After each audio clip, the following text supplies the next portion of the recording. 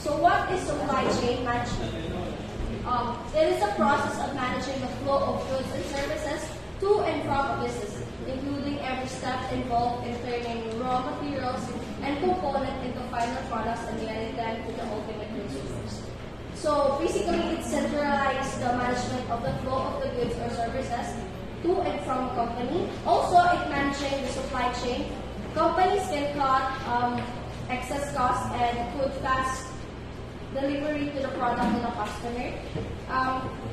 SCM can help prevent expensive products, recalls and lawsuit as well as bad publicity. For example, the Walmart, which is they use the supply chain as focusing on efficient and cost reduction or cost reduction. By implementing cross-docking techniques to warehouse, they minimize inventory holding costs and quickly transfer from suppliers to the store shops, which is napapalis lang yung area nila at also namamanage yung flow ng isang product na mas napapabilis sa isang company. Next is there are common and accepted definition of supply chain management are: first is managing upstream and downstream value added to the flow of material, final goods, and related information among suppliers. Next is CMM is a systematic, strategic coordination of the traditional business functions and tactics across these business functions within a particular company and across this business within the supply chain, for the purpose of improving long-term performance of the individual company as a whole. And then the third is required total system view of linkage in the chain that works together efficiently. So yeah, it's really important because, like what I've said, it's managing the flow and also to cut costs. Next is integration of key business processes across the supply chain for the purpose or creating value for customers and stakeholders. Having integration helps the purpose of creating value not just for customers but also for the stakeholders. Encompasses the planning and management of all activities involved in sourcing, procurement, convention, and logistic management, which is included the crucial components of coordination and pull-off with channel partner and customer. Second is the CMM software includes tools and modules used to execute supply chain transaction, manage supplier relationship, and control associated business process. And lastly, supply chain event management is considered as all possible events and factors that can disrupt the supply chain. When SCEM, possible scenarios can be related as solution devices. So good morning everyone. I will be sharing about the needs of ECM, elements of ECM, and benefits of ECM. So the needs of ECM is production, inventory, location, transportation, and information. In production, ensuring efficient manufacturing products to meet the demand. Sa inventory naman is like managing stock levels to meet demand without excess. Location is optimizing the placement of facilities for production, warehouse, and distribution. Transportation is efficiently moving goods between businesses, and information is utilizing data technology for track and manage to flow the good information through the supply chain.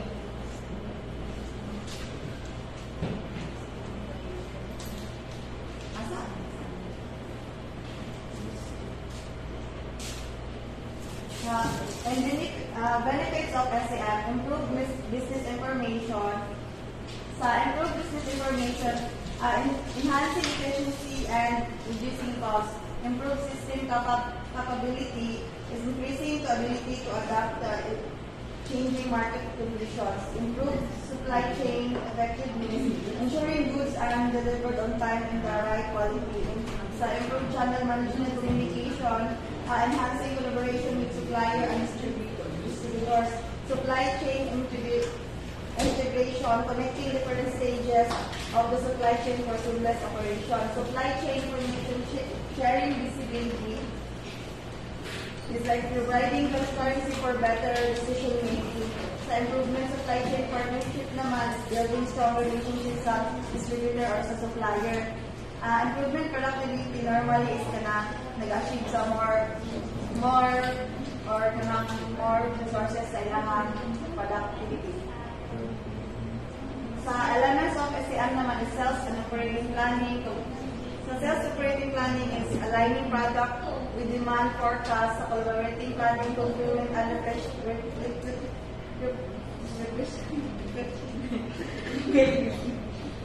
is coordinating with partners with demand like sa marketplace like si kanang purchaser is mag-collaborate siya sa mga marketing para sa ilang products or kanang mag-order sa or PO siya sa products sa isang company para sa demand sa ilang item. Sana naman po sa concurrent engineering is normally is integrating product, development of supply chain consideration. Sa extended ERP naman is expanding enterprises resource planning system to cover supply chain functions. Lastly is integrating supply planning is like coordinating productions, inventory or distribution activity across the supply chain. Sales and operations planning. It's a process that helps businesses balance supply and demand. It's a strategic planning process that aligns sales, production, inventory, and other aspects of operations in company goals. So, S&OP is that kanang magtinabangay ang mga sa sulod sa firm para mahimo ning plano. So, mag-base lang sa table dre. So, data preparation. Kanin sa data preparation is money siya sa marketing. Let's say sa marketing, mayroon siya na sales forecasting is magtaasog ka ng let's say 50% sa isa ka product. Then, demand planning, bali si marketing, doon lang siya sa si production team para makita ang mga materials na kailangan sa isa ka product. And then si production team, doon siya sa supply and inventory planning. So, doon siya ang inventory planning para ma-determine kung ano ng mga product ang kailangan paliton, pila o kanisa, like atong when and how. And then, pre and S&OP is that gari na mag-meeting ang katong nasa sulod sa firm like mga marketing team, inventory, production team, and financial team para mag-meetingan ang isa ka plano which is ang sales and operation planning. And then, next is executive or execute na ang plan. Collaborative planning, fulfillment, and replenishment or CPFR is a business practice that combines the intelligence of multiple trading partners in the planning and fulfillment of customer demand. So, bali, ang retailer and ang supplier or ang manufacturers mag-exchange information na siya para mas efficient and effective ang ilang pag-supply sa customer. So, there are 4 popular deployments sa CPFR. So, retail event collaborative. Retail event collaborative is a process where trading partners in the retail supply chain collaborate to plan and execute promotional events. So, example is na yung mga upcoming events. So, making-collab si retailer sa upcoming event, then doon siya sa isa ka supplier para mas ma-meet ang demand sa upcoming event. Then, DC replenishment or the distribution center replenishment. So, DC replenishment refers to the process of replenishing inventory at a distribution center. So kaning DC replenishment is just mag-restock lang ka sa imo ang distribution center para pag mugamit ka is maiwasan nimo ang overstock o kanang makulangan or masubraan ang imo ang stocks. And then store replenishment. So, the store replenishment refers to the process of replenishing inventory at retail stores to maintain adequate stock levels and meet customer demand. So, store replenishment is just kanang mas gamay siya mag-version sa distribution center replenishment. And then, Collaborative assortment planning allows retailers, manufacturers, and suppliers to work together to anticipate and respond to these shifts demands effectively. So, collaborative assortment planning is just mas detailed lang siya na retail event collaborative. Then, core and extended ERP components.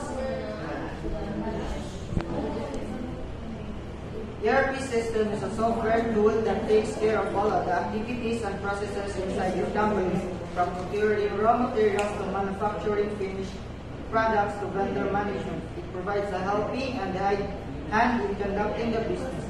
Its various modules simplify and streamline process, monitor activities, and alert concerned teams if there is any discrepancy. So, for ERP components,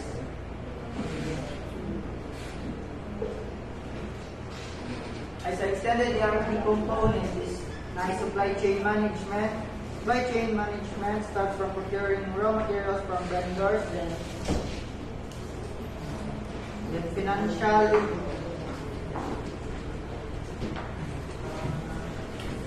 management. Every business does financial transactions daily, including paying salaries to employees, receiving money from customers, payments, fulfilling supplier or distributor or vendor commitments, and paying taxes.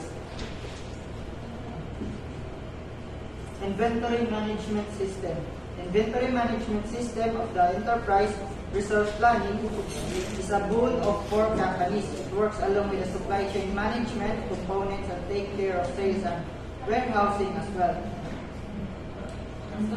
Business intelligence. Business across all industries are either partially or entirely dependent upon data. So you cannot think of competing in your industry without knowing what your customer want and would like to pay for. Business intelligence forms the foundational pillar of ERP system. It collects data, performs rigorous analysis, and provides actionable insights. Human resource management. Employees are the bedrock of any company. You cannot function without an efficient workforce, but assign trivial tasks to your employees undermines their potential and reduces the company's ability to achieve better targets. So the human resource management module of the ERP system manages critical functions such as recruitment, onboarding, defining salary structure, timekeeping, offboarding, and monitoring tax and benefits deduction. Then last is customer relationship management. A company cannot ensure its survival without having a sound customer base.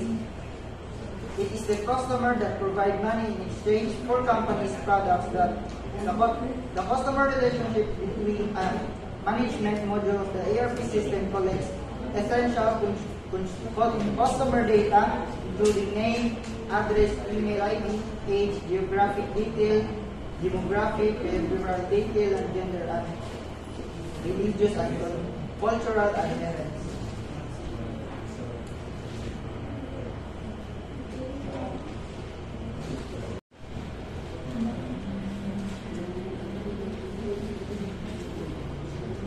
Good morning, everyone. I'm Jimin Barsana. So, I want to share with you the integrated supply planning.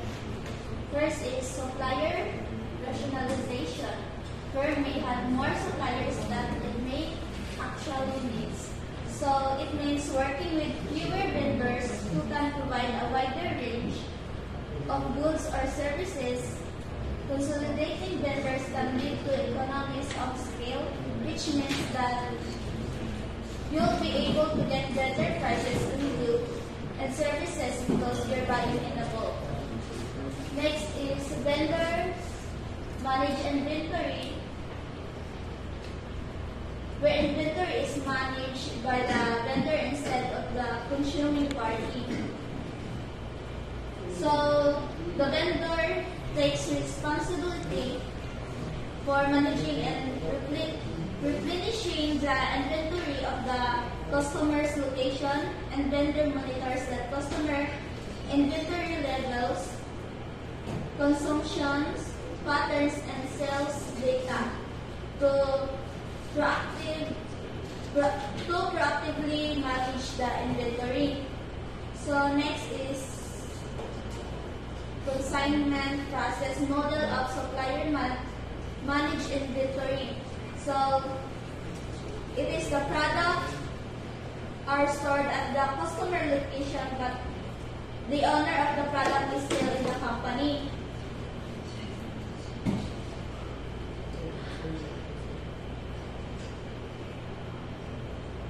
Also known as vendor-owned inventory or VOI. Supplier physically giving material to the customer at the time and point of use, and until that point, supplier retains the cost of holding the inventory and the title. So next is logistics. Main logistics target main function of the company from performance related and cost related. It means to ensure the efficient movement of goods, optimization of resources, and seamless coordination between various stakeholders to achieve operational excellence, and also focus on enhancing the overall efficiency, effectiveness, and responsiveness of the supply chain operations. Next is logistic viewpoints, inbound and outbound logistic. It encompasses a wide range of perspectives, insights, and opinions on various aspects of logistics and supply chain management and shipping strategy, decision making, and industry trends within the logistic domains. So, logistic viewpoints na siya yung logistic fields. Requirement, market research make or buy decision supplier, production connect, requirement for distribution, organizational concept layout planning, production planning, and control. After sales return, good and complaints, disposal of waste product during the operation of a business. So, maani ang mga product na dili na magamit, dinadispose na nila. So, na-ay outsourcing logistics, third party involves using external organization to execute logistic activity. Fourth party is an integrator that assembles the resources. Next is emergency. Specific time critical modes of transport used to move goods or object rapidly in the event of an emergency. So, ang galing emergency is kung ang storage kay dili na kaya sa mga other product, ginag-move nila sa another na storage. So, as a profession certified by professional association like shipping lines, airport, or freight forwarder.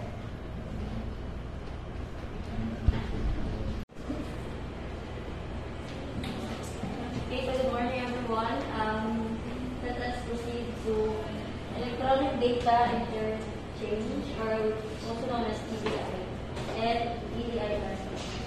So, it is a electronic transfer of standardized business transactions between a sender and a receiver computer over some type private network or value-added network. So, basically, it is a process which allows one company to send information to another company electronically rather than with paper. So, instead of physically na mag-meet ang supplier and the seller and the buyer, pwede na sila computer through EDI.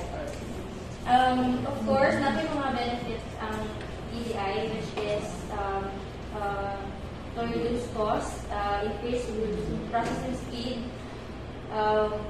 improve relationship with business partners.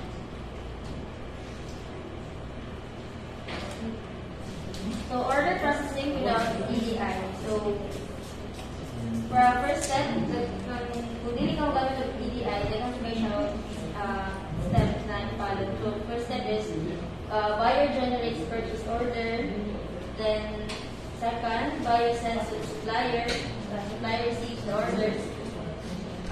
Supplier enters the invoice into the system. So when you say invoice, it is a document that maintains a record of a transaction between the seller and seller. Next is after the supplier entered an invoice, so invoice is created. Then invoice is sent to the buyer. And then lastly, the buyer enters invoice to the system. So once as ang process compare sa gamit ka o EDI. So the order processing with EDI is simple lang siya. Wala siya step. So first is the purchase order. So this business buyers enter ng system, and second is invoice preparation. So suppliers enter ng system. So e-commerce. So electronic commerce is sharing information, maintaining business relationships, and conducting business by means of telecommunication network. So example of this is Alibaba, Amazon, eBay, or sa mga dali ka na sa mga TikTok, Shopee, or Lazada, sa mga online store, online shopping. So it is the buying and selling of goods and services using the internet or the shopping online. And lastly, the supply chain management. Lastly, the supply chain management. So, it's the handling of entire production flow of goods or services, starting from the raw components to delivering the final product to consumers. So, it is all about the flow of goods and finances related to a product or service. So from the procurement of raw materials, the delivery of the product is for the final destination. So dara na ang yung sa pagpanang raw materials to convert into goods. And then lastly, the requirements of supply chain management. So muna na siya ang management of chain, outsourcing the supply chain, visibility challenges, going beyond supply chain, visibility to rapid response, high-value solution for supply chain management. IT services are stretched, but operation performance goals are important as well, and so on.